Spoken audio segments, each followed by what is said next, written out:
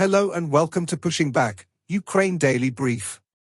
As the war enters its 924th day, these are the main developments from the past 24 hours. The update from the General Staff of the Armed Forces of Ukraine. Russia has lost approximately 622,720 troops in Ukraine since the beginning of the war. The number, which has not been independently verified, includes 1,170 casualties over the past day. According to the released Ukrainian figures, Russia lost 7 tanks, 9 armored combat vehicles, 20 artillery systems, 1 multiple launch rocket system, 1 air defense system, 74 drones, 72 vehicles and 13 pieces of special equipment.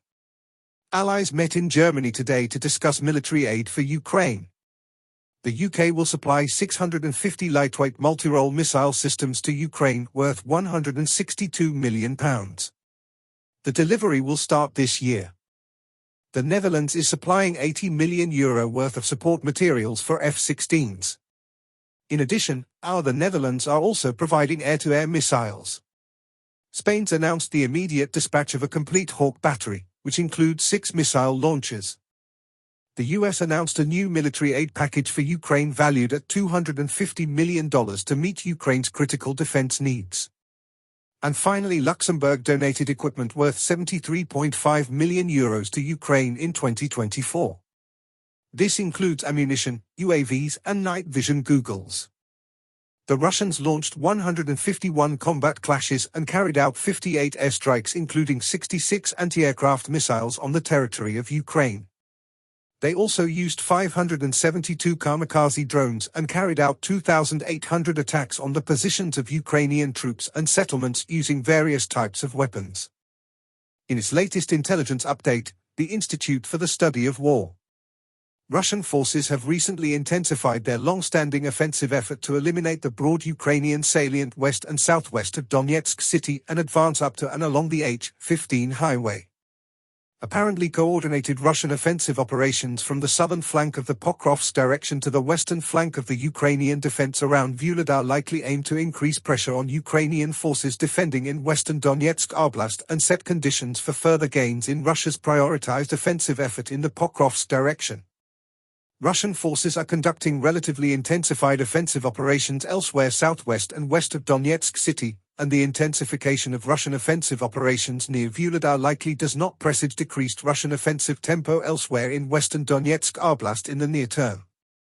Russian forces intensified offensive operations near Vuhledar shortly after starting to widen the southern flank of the Pokrovsk salient, suggesting that Russian forces intend to conduct mutually reinforcing offensive operations along the southern flank of the Pokrovsk direction, immediately west of Donetsk city, along the 0-0532 highway, and near Vuhledar.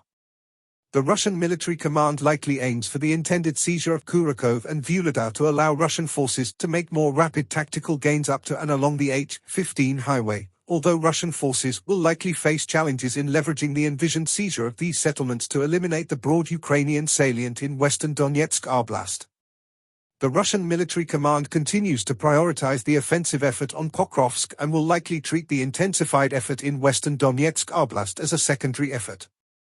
The Russian military command likely intends for this secondary effort, regardless of its success, to fix Ukrainian forces in western Donetsk Oblast and prevent Ukrainian redeployments to reinforce the defense of Pokrovsk. Russian President Vladimir Putin continues to downplay the theater-wide operational impacts of the Ukrainian incursion into Kursk Oblast and continues efforts to convince the Russian people that the Kremlin's delayed and disorganized response to the Kursk incursion is an acceptable price to pay for further Russian advances in Donetsk Oblast. The Ukrainian incursion into Kursk Oblast has had theater-wide impacts, and these impacts will likely continue to affect Russian offensive and defensive capabilities beyond the culmination of the Pokrovsk offensive. Putin's informational efforts are likely intended to convince the Russian public that an ongoing Ukrainian presence in Kursk Oblast is tolerable in exchange for the Russian seizure of Pokrovsk. Russian offensive operations in Donetsk Oblast do not portend the imminent collapse of the front line throughout Ukraine, despite Putin's efforts to portray the advances in Donetsk Oblast as dramatic.